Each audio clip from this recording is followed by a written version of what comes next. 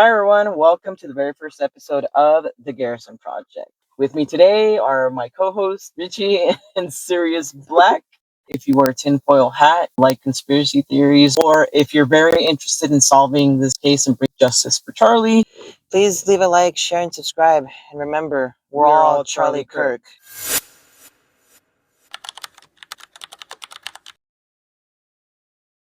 If their conclusion was, the conclusion of the Warren Commission was, that Lee Harvey Oswald went into this project unaided and without the assistance and help of other persons, then I would say that I think that the Warren Commission was wrong.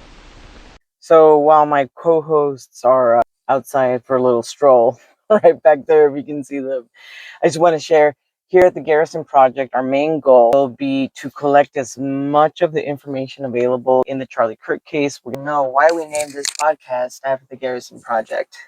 Why we named it the Garrison Project? After Jim Garrison. Jim Garrison was the only man to ever bring charges in a court of law in the JFK assassination case. From Dallas, Texas, the flash, apparently official, President Kennedy at 1 p.m. Central Standard Time, 2 o'clock Eastern Standard Time, some 38 minutes ago. Why is it relevant? What? Why is what relevant? Sorry, my bad.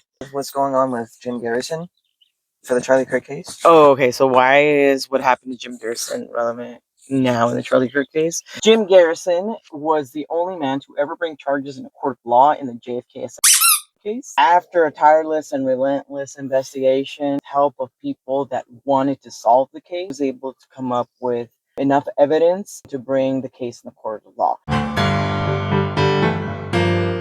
What started out as a routine investigation of possible local involvement of the assassination of President Kennedy has uncovered certain facts which we consider extremely interesting. So I would say that the investigation is no longer routine, but it is now extremely interesting, and it will continue.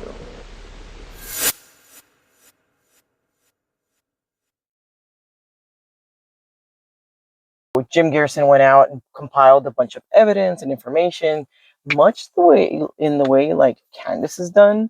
People are branching out and on their own doing research, finding evidence. That's exactly what Jim Garrison did, but back in 1967. Our team is so small that, in contrast, it is almost humorous. But we have put a heavy premium on evaluation, and as a result, I think we've made quite a bit of progress. Also, if you heard me speaking to Skylar, he has like a producer's eye at the stuff. Our humble Daisy. Daisy then put me onto it, and then we all jumped on a call and we sort of fleshed it out, and we were able to say, hey, there's a lot of support for what he's saying here. I have Lance. I think Lance is amazing. You know, if I'm Joe Rogan, which I'm not, but Lance would be like Jamie, but like a cool Jamie, you know? If I was in studio, I would have him here, like 100%. I would do that. Because this is a labor of love. And despite what you might think, it takes a lot of work and a lot of time and a lot of energy, but it's worth everything, because what we do is we're part of a movement, ladies and gentlemen, a movement. Look at this heterogeneity, this multi-global, in the good way, this heterogeneity, it's kind of a unique kind of a diet. Look at this, New Zealand, it's beautiful. Oakdale, California, cowboy capital of the world, wonderful. All right, dear friends, thank you so much. Pan farts, everybody. That's for you. Jim Garrison went after his family, called them demonic, but all because he didn't follow the official story. He stood for truth, and that's what we stand for at the Garrison Project. We want to make sure that we keep the flow of information going. We have a lot of people that keep getting shut down and quieted. So the way that we're going to support that cause is by keeping it flowing. So please subscribe, share, like, and help us get the word out. Help us get justice for Charlie.